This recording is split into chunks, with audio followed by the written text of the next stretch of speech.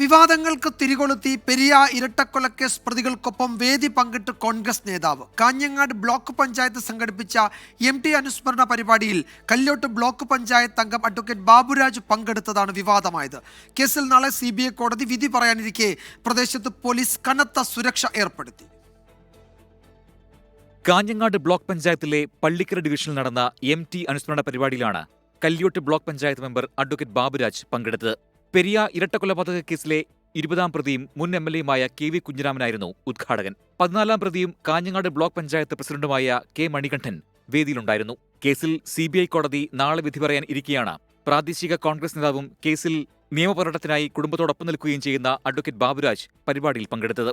പള്ളിക്കര ഡിവിഷനിൽ നടന്ന പരിപാടിയിൽ കല്യോട്ട് ഡിവിഷനിൽ നിന്നുള്ള പ്രതിനിധിയായ ബാബുരാജ് എന്തിന് പങ്കെടുത്തു എന്നാണ് കോൺഗ്രസിലെ ഒരു വിഭാഗം ഉയർത്തുന്ന ചോദ്യം. എന്നാൽ പരിപാടിയിൽ പങ്കെടുക്കാൻ കോൺഗ്രസ് നേതൃത്വത്തിന്റെ അനുമതി വാങ്ങിയെന്ന വിശദീകരണമാണ് ബാബുരാജ് നൽകുന്നത്.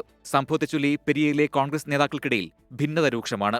നാളെ വിധി വരുന്ന പശ്ചാത്തലത്തിൽ പോലീസ് കനത്ത സുരക്ഷ ഏർപ്പെടുത്തി. പ്രദേശത്ത് പോലീസ് റൂട്ട് മാർച്ച് നടത്തി. പെരിയ കല്യോട്ട് ഭാഗങ്ങളിൽ പൊതുപരിപാടികൾക്ക് വിലക്കേർപ്പെടുത്തി. സമാധാന ചർച്ചയ്ക്കായി പെരിയയിൽ ASPയുടെ നേതൃത്വത്തിൽ സർവകക്ഷി യോഗവും ചേർന്നു. 24 കാസർഗോഡ്.